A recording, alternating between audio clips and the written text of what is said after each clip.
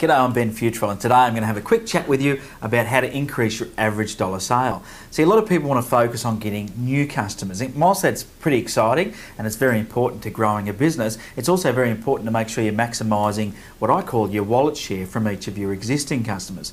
See, one of the challenges is, as a business, if we put all this marketing focus and attention on getting new customers, is it's actually the most riskiest and most expensive thing that you can do, whilst you've got this untapped potential in your current customer database. So I ask you this question: how many of your customers would know 100%, and I mean everything, that you offer, whether it's a product or service, for them to buy?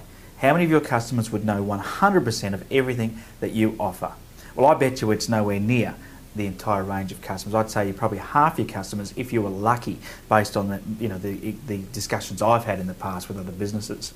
So it's important to be able to educate your customers to what else is available. So a couple of ways that you can do that.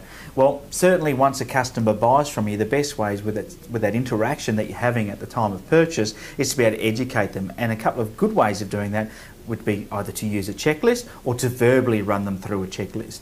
So give them some sort of a list to go through. So whilst they're buying X, could they do with Y and Z? So for example, say you had a hardware store and they were buying a tin of paint, you might go through a checklist. Say, okay, well, here's some other things you might need: masking tape, a paintbrush, a drop sheet.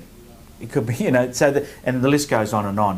Now you're probably thinking, well, that's very retail orientated, but that could apply to anything. What if I'm a lawyer and I've got someone coming to me in regards to a divorce settlement? Well, I'm sure there's a checklist of things that would go with that. What if I'm a real estate agent and I'm selling properties? Well, it could be a checklist going, well, have you got your removalist, your carpet cleaner? What about some way of moving the pets? So it could be anything. So it's about looking at what are you currently offering them and what else could they buy. And the trick here is to be able to offer your customers something that they want. So it's not about pushing something down their throat that you want to sell them. It's about offering something that they're probably going to buy anyway, but from someone else, and making sure you get the money in your wallet instead of putting it in your competitors. I hope you've enjoyed today's tip, and I hope it increases your average dollar sale.